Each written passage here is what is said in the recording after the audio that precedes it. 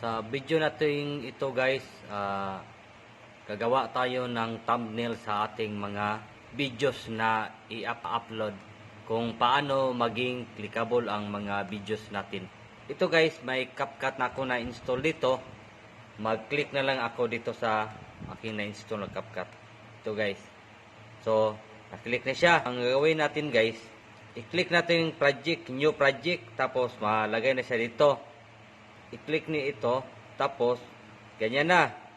So, ang gawin ko, i-tap ko lang yung overlay.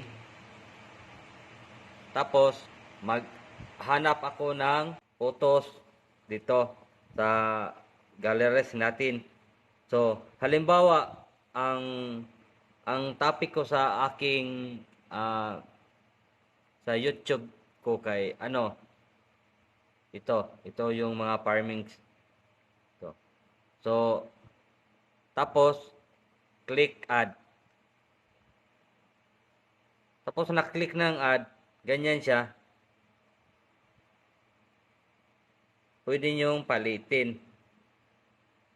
Yan. Tapos, ito, yan. Pwede nyong ilagay sa kilid. At saka ito, pwede itong palakihin. Yan. Yan.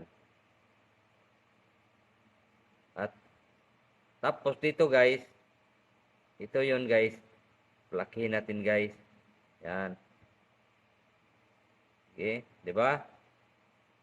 Tapos kung may gusto pa kayong i-add, balik lang kayo guys dito. May arrow dito na return. Tapos click overlay. Yan. Tapos ilagay niyo ito guys. Yan. May naka-screenshot atong halaman dito. Yan. Screenshot ko. Palakihin natin yan. Tapos yan. Click. Tapos lagyan natin mga text guys. Yan guys. Add text. Simple lang mo pag-add ang text. Ito. Kailangan malakas yung internet mo. So, dito tayo. Yan. Click tayo nito guys. Yan. Tapos, antay lang tayo na mag-open. Nag-loading pa yung internet. Mahina.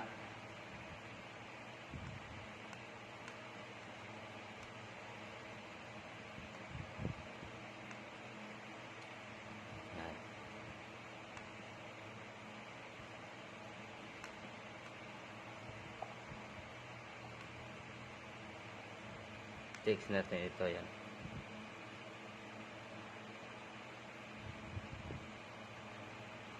Paano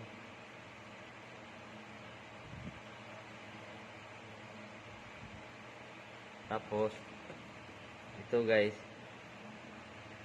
ilagay nito dito. Yan.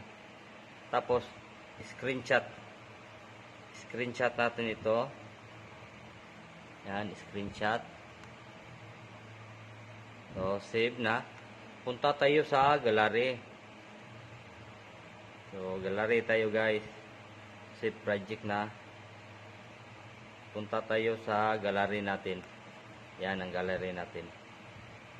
Tapos, hanapin nyo itong naka-screenshot natin dito. Yan. Yan screenshot natin. Tapos, edit natin guys. Edit.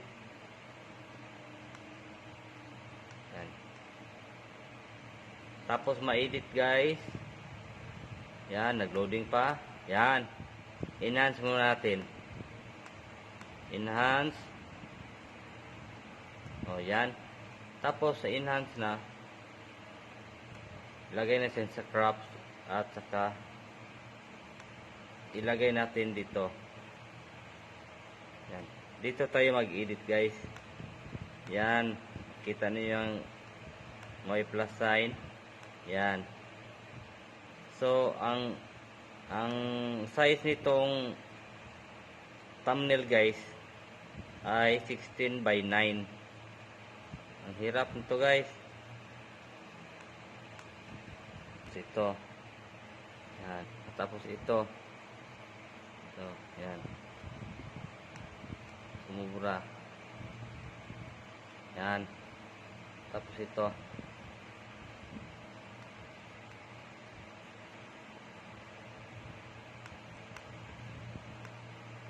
Sumubra. Yan.